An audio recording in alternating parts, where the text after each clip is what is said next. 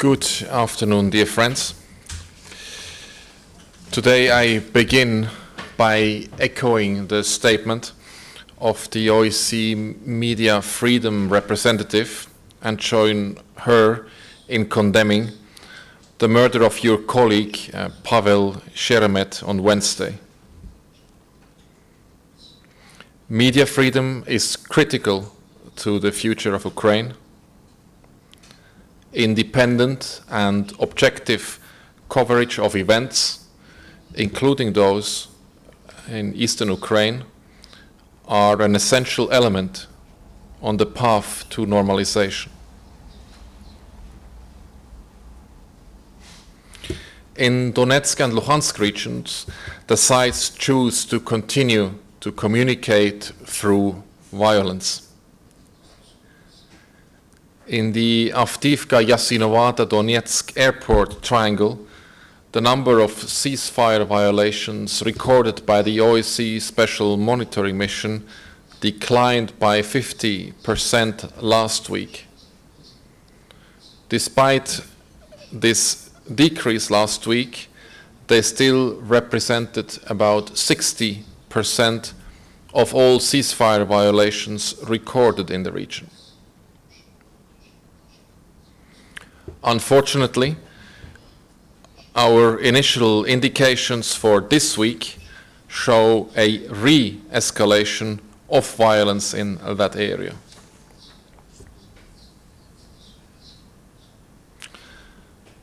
The level of violence recorded around Horlivka last week was the lowest recorded in the past 6 weeks. There was a 60% decrease in the number of ceasefire violations recorded by the SMM, notably on the northern outskirts of Horlivka.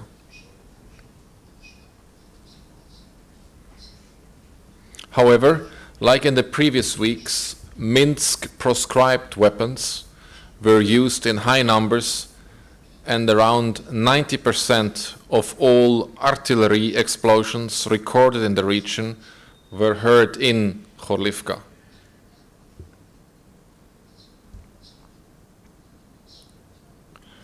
As is the case with the Avdiivka-Yasynovata area, this week, so far, also sees an increase in violence there.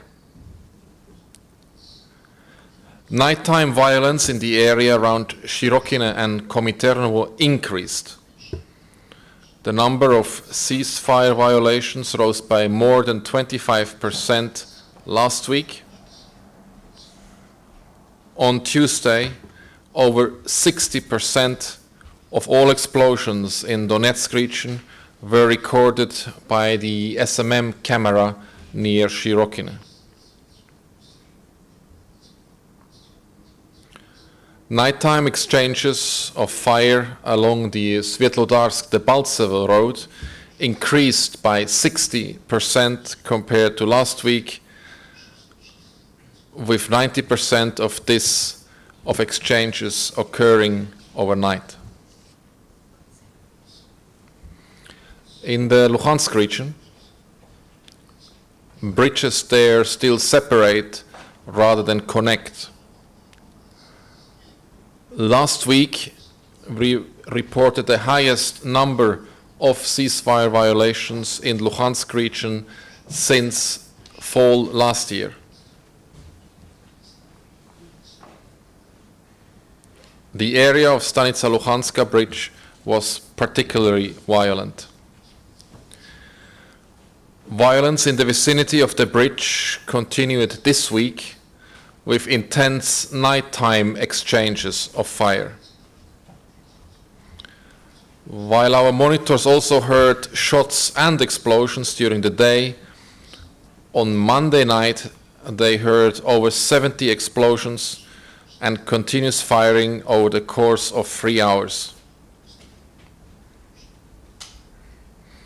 Fighting in the same area was also recorded on Tuesday night, with hundreds of shots and dozens of explosions heard in just 1 hour.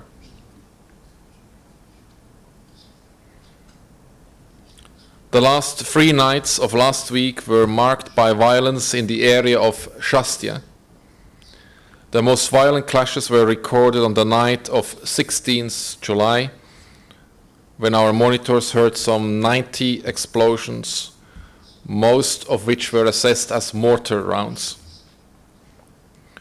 So far, and on the positive note, this week, that area is calm. Dear friends, not only did we continue hearing weapons that should have been withdrawn, but we have also been seeing them in increasing numbers. On Tuesday, we saw 8 multiple launch rocket systems in violation of withdrawal lines and in government control Kalinove and near Makedonivka. Last week, we saw 11 artillery pieces in a number of areas controlled by the so-called DPR within the security zone. We also saw the death and destructions the sites continue to cause as they refuse to honor their commitments. Civilians were killed and injured on both sides of the contact line, in Staromikhailivka, in Zaitsevo, and in Avdiivka. Just 3 days ago, a young man, only 19 years old, was shot in the head while in his yard, which is less than a kilometer from the contact line near Avdiivka. He was taken to hospital, but unfortunately died of his wound. The loss of human life is not limited to civilians. The increase of death of members of armed formations and forces reinforces the worry that this conflict is worsening. The Ukrainian military recently announced that on Monday of this week alone, they lost 7 soldiers in a single day. Many more on both sides of the contact line are wounded on a daily basis. The violence damages and destroys civilian houses every day. On Tuesday, shelling damaged the main power line between Makivka, Yasinovata and Avdiivka that supplies Avdiivka city, the choke factory there, and the Donetsk water filtration station. This left villagers in the wider area without electricity and cut the drinkable water supply of thousands of people on both sides of the contact line. We understand that repair works to the power line have now been undertaken. The SMM coordinated a local ceasefire and sent patrols to monitor the adherence to that ceasefire. While the water filtration station is still not operational and residents are still without water, the repairs are a step in the right direction.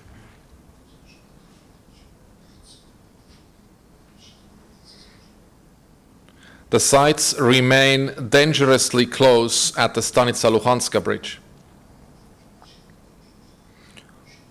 On Monday, the bridge was temporarily closed due to a fire which reportedly detonated some mines in the area.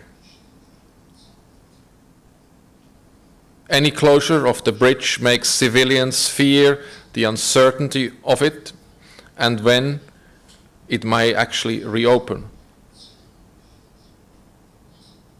They have seen their only route closed for weeks due to security concerns before. It also puts them at risk as they try to find alternative ways to cross the contact line. Can I see the picture, please, now? The two red lines that you can see on the map here on the screen in front of you indicate the probable routes that civilians would need to take in order to reach the site survey crossing point and around. The detour is approximately 150 kilometers through non-government controlled areas and up to 250 kilometers through government controlled areas.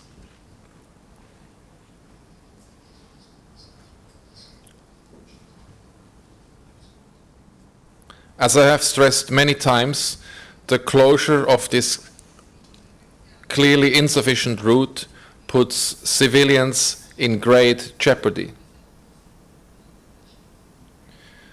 We again have evidence of how the sites force civilians to take risks with their lives to cross the contact line by not opening additional safe crossing routes. Last week, a woman was seriously injured when she triggered a tripwire. She was using an unauthorized route to cross the contact line from government-controlled areas of Zolote towards so-called LPR-controlled Pervomaisk.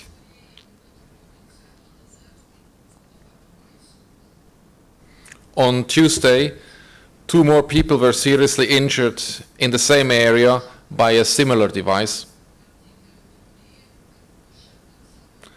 And this happens in an area where an authorized crossing route has been under discussion since February this year.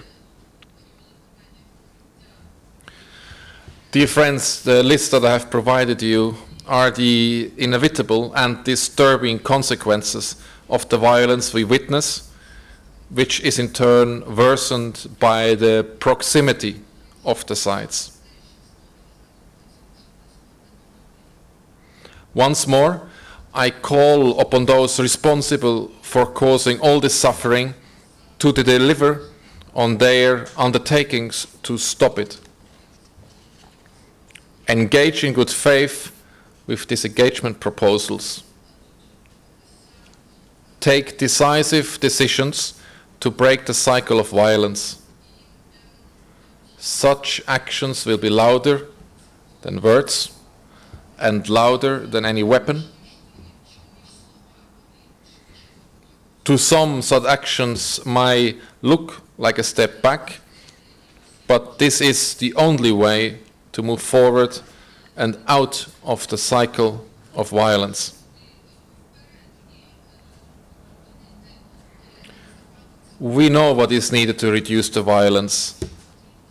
Safe access to effectively monitor and facilitating trust building between the sides. When our mandate is violated, the only remedy is a robust response by those responsible to act.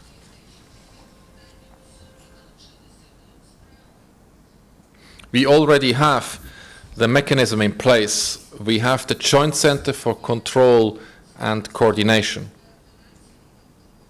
This center is supposed to control and coordinate to ensure the cessation of violence and reducing the number of violations. The center must also provide rapid response to impediments to SMM monitoring and reporting. But the center continues to fall short of such expectations in performing its functions.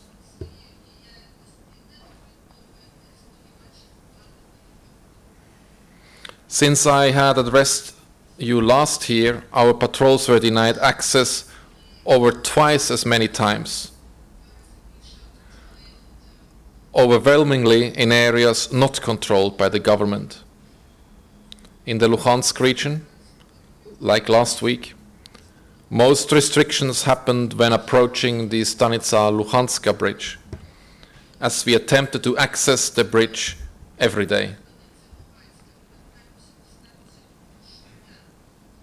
We addressed this issue to the various levels of the Joint Center for Control and Coordination, but nothing changed. Something is clearly wrong. I know officers on both sides in the center are capable, but they need to be enabled by their respective chain of commands.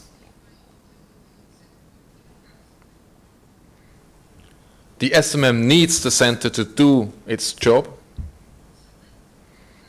Access to all areas is essential if we are to monitor and report in a balanced and comprehensive manner.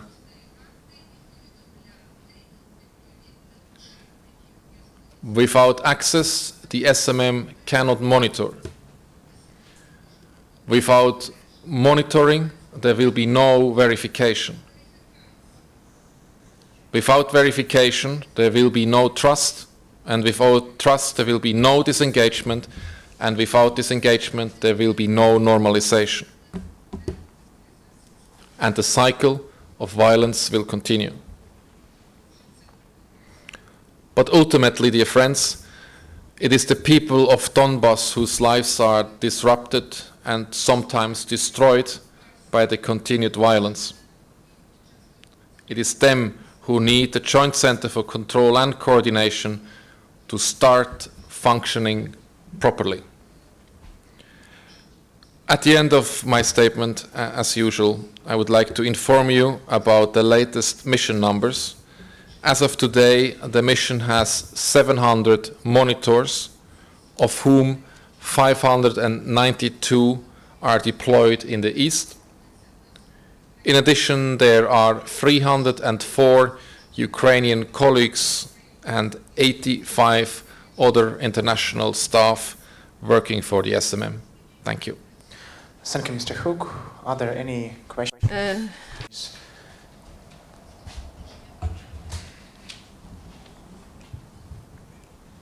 Тарасенко Виолетта Тарасенко Виолетта прокомментировала. How I can comment that the DPR, LPR come up with some kind of the demonstration how to block the CMM, OSCE SMM mission. Are they preparing that your mission is going to be given some arms? Because we heard that some of such cases, like kind of demonstrative actions on their part, took place in both of the DPR and LPR. Your question. We can confirm that there had been a protest in terms of training activities organized in the Luhansk and Donetsk region not controlled by the government. These have not been specifically targeted at the OSCE Special Monitoring Mission, even though our activities have in fact been affected by these trainings. I would like to reiterate that the Permanent Council of the OSCE, the 57 participating states, are to decide in a consensus decision whether or not the SMM mandate will be changed or, in fact, a new operation, a field operation, will be put in place. That decision will be taken in Vienna by the Permanent Council in a consensus decision by all 57 participating states. Until then, the SMM remains an unarmed civilian observer mission. Чи ще питання або уточнення? Any other questions or clarifications, please? Volodymyr Zadaraka, Chernimorsk. I have several questions and clarifications. You mentioned that eight multi-rocket launcher system, Grad or something like that, were observed. Which side actually deployed them or used them? I could not understand from your information. Another question, the mass media covered the information regarding the scandal regarding the access or non-access to the OSCE mission on the uncontrolled by the government Ukraine territory, on the rebels territory, that the Russian representative allegedly said that the mission has that access, and some of the representatives or the OSCE members stated that they do not or did not have this access. So how you can clarify that issue? Thank you for your answers. Thank you. I will start with your last question. The OSCE Special Monitoring Mission has at the moment 14 permanent presences in eastern Ukraine. Some of them are in areas not controlled by the government. I mentioned Donetsk city, Khorlivka, Debaltsevo, Stakhanov, as well as Luhansk city, where we have a permanent presence. It is true that in areas not controlled by the government, our freedom of movement is restricted multiple times more than in areas controlled by the government. All these limitations are listed in our daily report at the end of our report, which is made public every day, with the exception of Sunday, on our website in 3 languages, in English, Ukrainian, and Russian. Now, to clarify the first questions you had, we have seen on Tuesday 8 Grad systems in violation of the withdrawal lines in government-controlled areas, and 11 artillery pieces in areas not controlled by the government. Thank you. Thank you, Mr. Hook. Our time is up. Thank you for coming and looking forward to seeing you here next week. Thank you. Шановні колеги, наступна подія буквально Our next briefing will take